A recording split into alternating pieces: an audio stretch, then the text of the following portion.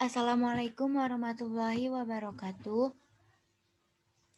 Saya Dinda Fitri Salsabila, NPM 160318104 dari Farmasi C. Saya akan mempresentasikan hasil ujian tengah semester saya, mata kuliah teknologi sediaan solida. Yang pertama, mekanisme pembentukan granul. Untuk dapat melakukan pembuatan granul, dilakukan ikatan antar partikel sebagai dasar pembuatan granul. Ikatan antar partikel merupakan ketika partikel zat aktif dan zat tambahan dalam suatu keadaan dan terjadi interaksi tarik-menarik. Setelah partikel berinteraksi, dapat dilakukan pembentukan granul, di mana granul merupakan gabungan dari partikel-partikel serbuk.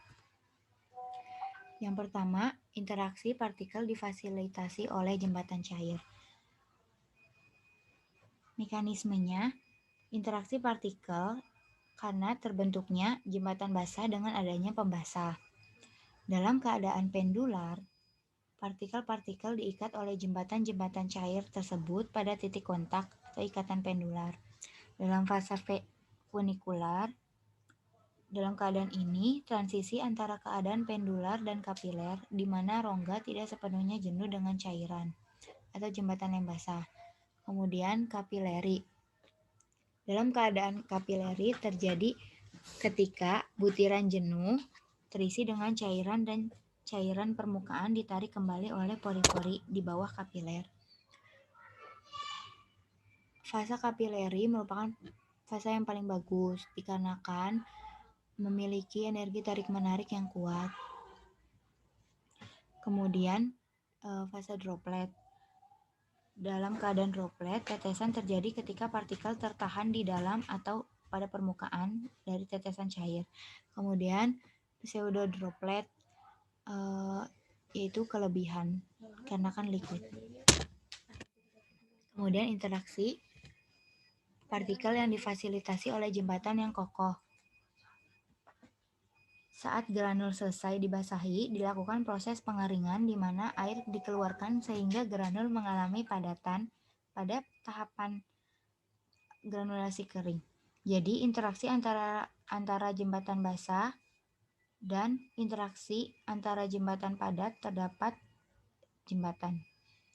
Di granulasi kering, interaksi partikelnya ada jembatan padat karena adanya pengikat kering atau serbuk pada saat pengempaan sehingga akan terjadi panas internal. Panas ini akan membuat serbuk meleleh dan menjadi jembatan padat akibat lem tadi diberi gesekan dan tekanan sehingga dia akan meleleh. Kemudian gaya tarik antar partikel padat. Ketika adanya partikel-partikel beberapa dalam satu wadah dan adanya perbedaan muatan, maka disebut sebagai gaya tarik-menarik. Kemudian mechanical interlocking. Terjadi ketika mekanisme metode tabletasi yaitu gempa langsung dan granulasi kering dan lainnya. Bisa terjadi ikatan van der Waals, momen dipol-dipol, bisa terjadi ikatan kimia, interaksi kapiler, atau bisa terjadi interaksi ikatan kunci secara mekanis. Kemudian mekanisme pembentukan granul. Ada 3 tahapan yaitu pembasahan, nukleasi, dan konsolidasi dan koalisi. Ketika tabletasi tidak mengalami penghancuran, maka zat aktif tidak akan lepas atau keluar, maka tidak akan mengeluarkan efek terapeutik. Jadi mekanisme granulasi ini intinya adalah ikatan antar partikel dikarenakan diawali dengan jembatan basah dan jembatan kering. Kemudian saya akan menjelaskan tentang formulasi granulasi kering. Tablet asam mefenamat, kandungan asam mefenamat per tablet 100 mg, bobot per tablet 200 mg, dan jumlah yang akan dibuat 500 tablet.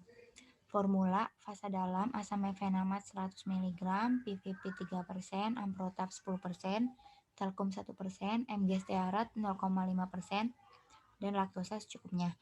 Fasa luar terdiri dari amprotap 5%, talkum 1%, dan Mg stearat 0,5%. Perhitungannya terlampir. Untuk membuat 500 tablet asam mefenamat ditimbang 50 gram, amprotap 12,5 gram, PVP 3,75 gram, Mg stearat 0,625 gram, talkum 1,25 gram, laktosa 48,75 gram, dan fasa luar Mg stearat 0,625 gram, talkum 1,25 gram, dan amprotap 6,25 gram. Perhitungan terlampir di sebelah.